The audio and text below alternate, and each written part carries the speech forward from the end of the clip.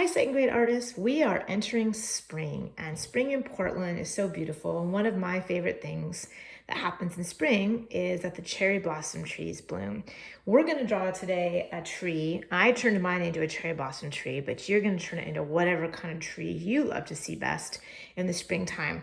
I'm just going to show you how to draw the outline of the tree, and then you're going to design it however you want and create a spring scene.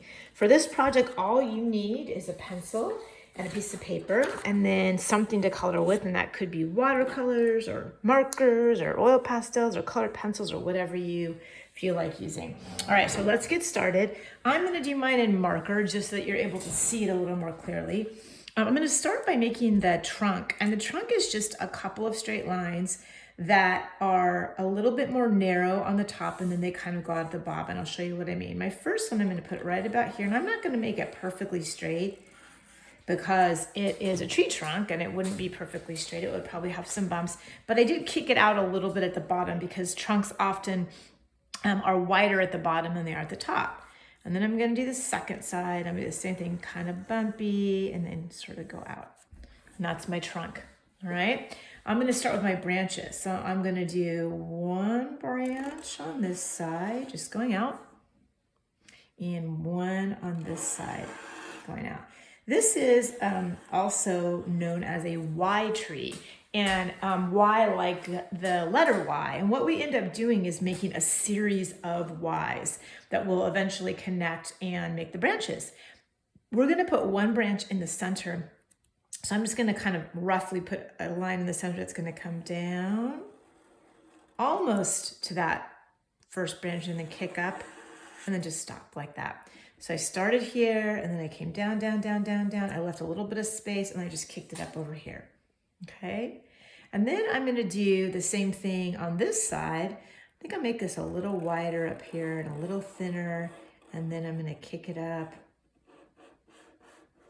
here. I'm going to stop, and then I'm going to make this go up a little bit. Okay. So now I have some wacky branches. Now remember, your branches can definitely look different than mine because every tree, right, is going to have its own branches. This is more about the technique. And the first technique we're going to do to make this a Y, the first part of this technique is that we're going to make this look like it has two branches. And watch this cool trick. I'm going to put a V or almost like a check mark right in the middle there. And see how that makes it look like I now have two branches? I always loved this trick when I was going to say when I was your age, but I don't think I knew how to do this when I was your age. I was a little older. I would have loved it. I still love it. I'm going to do the same thing in the middle branches where I'm going to do a V. But because this is a little wider, I'm going to do another V so that it looks like I have two branches and I can have that one come up. Okay, so this is going to be a branch and this is going to be a branch. And then on this side, I'm going to do the same thing. I'm actually going to follow this down, pause, and then go out. And then I could put a V here, make that guy come out.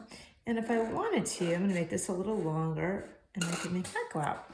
Now that's just a rough outline of the tree. And again, everybody's branches are going to look different. I like to think of that as the frame of our tree.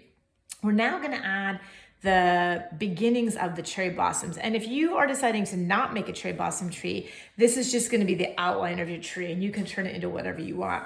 But the blossoms or your tree are just a series of wavy lines, almost like a bunch of W's that are not even. Here's what I mean. So I'm going to go bump, bump, bump, bump, bump, bump, big, small, big, small, big, small. They do not need to all be the same. In fact, you don't want them to be the same because you're trying to make it look like it's part of the tree. So I went right over my first branch, then to my second one. I'm going to skip a little section here. I'm going to go to my next branches and I'm going to W, W, W, W, W, W, W, W, W, W, W, W. I want to make sure my lines come there. I'm going to pause.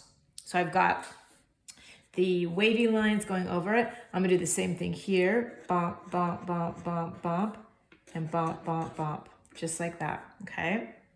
And you guessed it, we're going to do it here too. Bump, bump, bump, bump. wavy, wavy, wavy.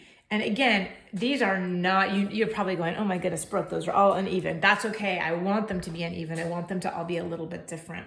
So now we're gonna do this shape around the tree. Let me show you what I mean by that. We're gonna do this outside shape, and it's actually the same technique as those wavy lines. I'm gonna start right here, right underneath that branch I have, and I'm just going to do, again, sort of random W wavy lines. I don't want them to be the same.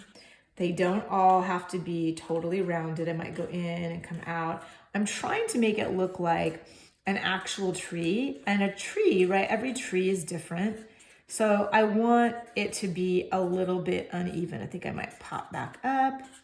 My goal is to try and take up as much of my paper as I can. I'm gonna come back around here, and I'm gonna connect right there, okay?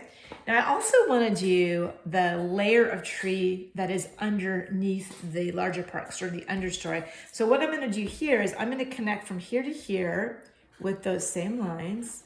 And then when I get to that branch, I'm gonna pause, and I'm gonna do my imaginary line where I'm cutting through there and pick it up on the other side. Pause, go across and pick it up on the other side, okay? So now I have that part of the tree. If I'm doing a cherry blossom tree, I can use my marker or my pencil to make the blossoms that are coming off of the tree. If you have ever walked around Portland in the springtime and you know that at some point the ground is covered with the pink blossoms, it almost looks like it has snowed pink, and the blossoms fall off. If you shake the tree, it comes down.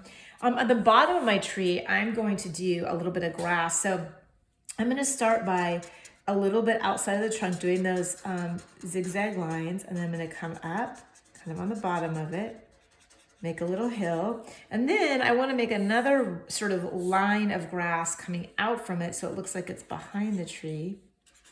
I'm gonna have it go down. And then you can decide what would you like to have on that grass. So when you think of springtime, what pops into your mind? Are you riding your bike? Are you playing at the park? Are you walking your dog? Are you having a snack in the park? What do you see in a spring scene? And you can create the rest of it to be the way you want it. I'm painting mine. I haven't finished yet. I need to finish the sky. You can use, as I said, any medium you want, or you could use more than one medium. This is watercolor. My plan is that I need to let this dry a little bit, and then I'd like to go back over and add some oil pastels to make it brighter. When it dries, I'm gonna add some pictures down here. I thought I'd add my dog because I love my dog, and maybe a bench. Again, you're gonna add whatever you want. But this tree technique is a really good one for us to know because it's a tree that you could make for any season, not just spring. The inside of your tree or your frame, that's always gonna stay the same, right? The outside of the tree, in the winter time, it might be bare. If we were in the winter, we might not have done all this. We might have just left it as the branches, and then it would have been a bare tree. This could be an apple tree in the summertime, or maybe you like to go pick peaches and it could be a peach tree. You can turn it into whatever you want, but that frame is always gonna remain the same. All right, I cannot wait to see what you do with this tree. Email me if you have any questions. Thanks, bye.